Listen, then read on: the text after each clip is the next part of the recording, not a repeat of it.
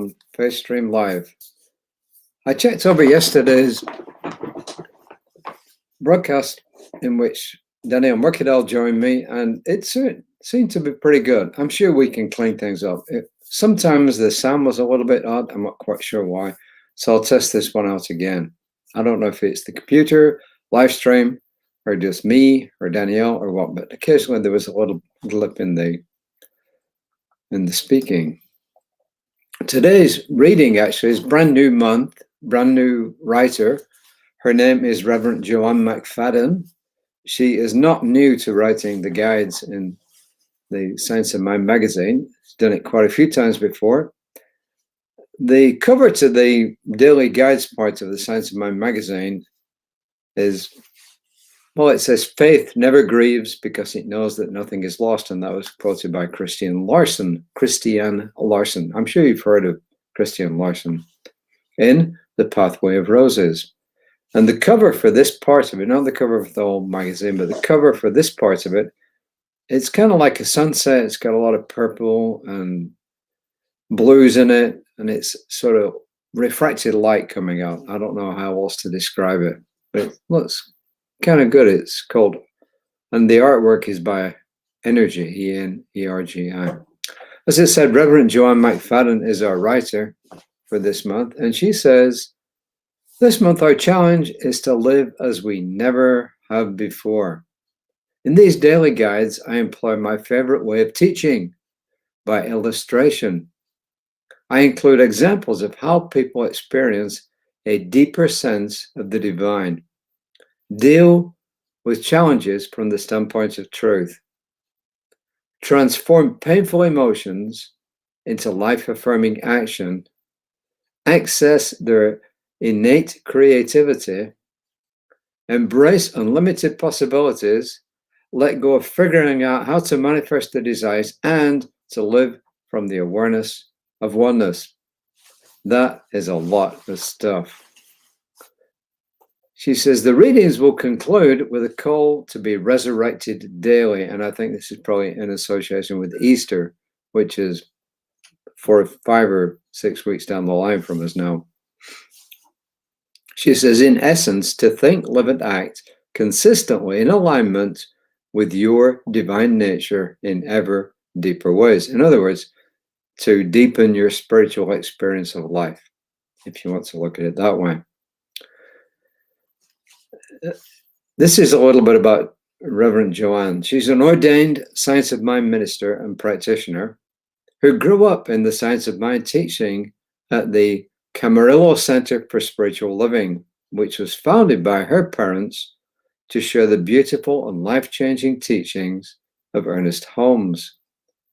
She established the New Thought New York Center for Spiritual Living, and it's a teaching chapter of CSL, Centers for Spiritual Living, that is, serving the Capital District of New York State and areas beyond that via Zoom.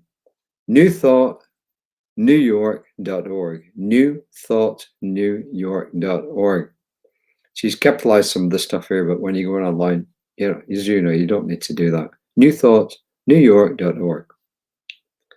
She says her mission is to create peace through personal transformation. She dedicates her work to excellence in Science of Mind education and healing. In 1985, Reverend McFadden was the first youth to speak at the Religious Science International Asilomar Conference, and she co-founded the Northeast Region Winter Camp for the teens of CSL in 2006. She's a mom to 2 amazing adult daughters who were also raised in the Science of Mind teaching, and she now lives in Saratoga County with her husband, Scott.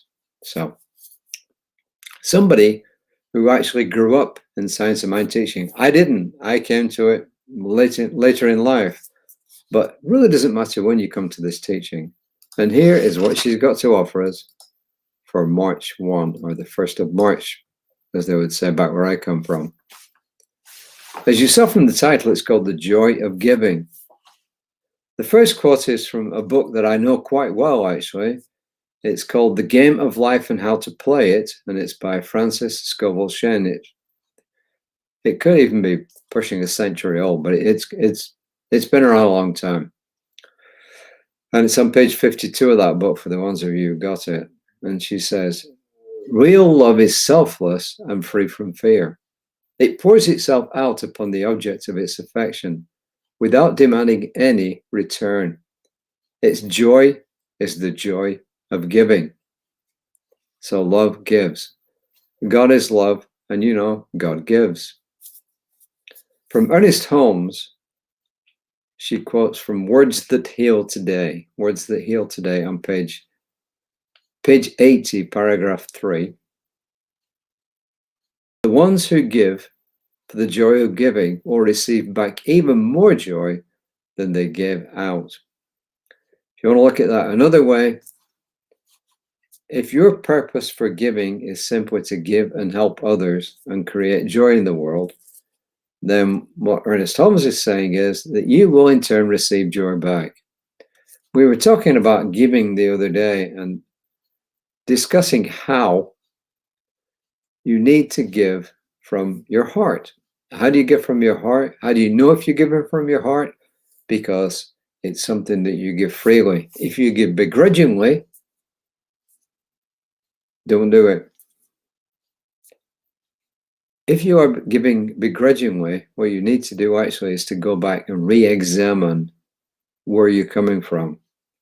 Now, I'm not saying don't give to our center, please do, but also examine why you're giving to our center. And we love it when you donate. We love it when you donate your time, your money, your services, etc. And this is a story about a guy called Luke Alvarez. Middle school science teacher Luke Alvarez moonlights shaping surfboards in a shed behind his New York home. I know they surfed up there, but I didn't even think that the water was suitable for surfing there, but never mind. 9 years ago, a local rehab approached him to ask if he would build a surfboard for people with spinal cord injuries. It needed to be longer, wide enough to accommodate 2 people, and have adjustable handles. The center uses boards for a 1-day program that it runs.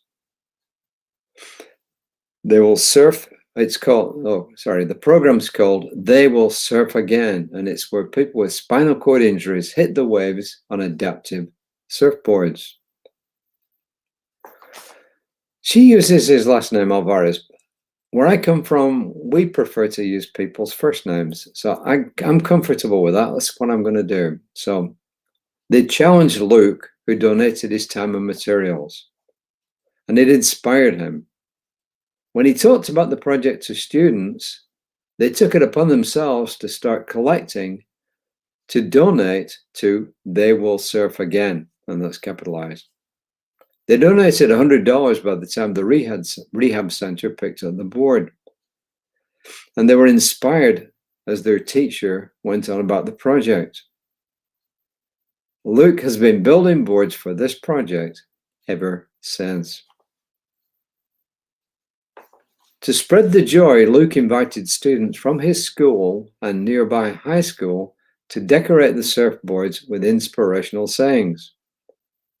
He feels inspired when he watches students' excitement at seeing their art on the surfboards. Joy abounds when we give of ourselves. When we give, we can feel the energy of spirit moving through us, animating all we do. How do you bring the joy of spirit into your life? Through giving. And she's challenging us with that. She's saying, in effect, how do you bring the joy of spirit into your life through giving? Well, you do it through your spiritual work. When you are grounded in spirit, you give willingly. And my recommendation to everybody is always give from your heart. If somebody's asking you, like at some churches, they will tell you, you don't need to donate X amount. And if that's what you've been used to, we don't do that. We tell you to donate what you're comfortable with. And how do you know? Well, if you think, I'll donate $100 a month. How does that feel to you? Go inside. Does it feel good? Okay, fine. I'll donate $500 a month. No, it doesn't feel good. So don't do it. Find an amount of either money, time, resources that when you give it, you feel good about giving it. And then you'll know you're giving from your heart.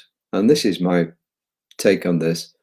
Always give from your heart. And then you will indeed receive what Reverend Joanne's talking about. You will receive the joy of giving because it will be from a good root. I think in life, intention is everything. Intention is the thing behind everything. And when your intentions are pure and good, you're living a spiritual life. It's my take on it. Reverend Lisa will be on tomorrow morning. We are going to bring more people onto our live streams, either just to do parts of the reading, to have a discussion about things, because I think it's good that you hear different points of view. It's okay that you hear Reverend Jesse, you hear Reverend Lisa every day, you hear me every day, you hear different people, Reverend Arthur, Daniel Mercadal on Sundays sometimes, but it's also good to hear other people. Before the pandemic, we always heard from our practitioners because it was practical at the service. We had to change things up during the pandemic. So I think it's good that you hear other people and their views on different things. Speaking of views on different things, I have a cat behind me that is trying to get out of the office, but I'm pretty well done with my reading. The affirmation which I wrote down there, I'm going to read out for you anyway. I give generously of myself, allowing the joyous spirit to wash over me. I give generously of myself, allowing the joyous spirit to wash over me. Reverend Lisa will be on tomorrow morning at about 9 o'clock. Of course, we'll have our service on Sunday, but I'll mention more about that tomorrow. And I think that's all I want to say for tonight. So just remember, give from your heart. Just give from your heart. And until next time.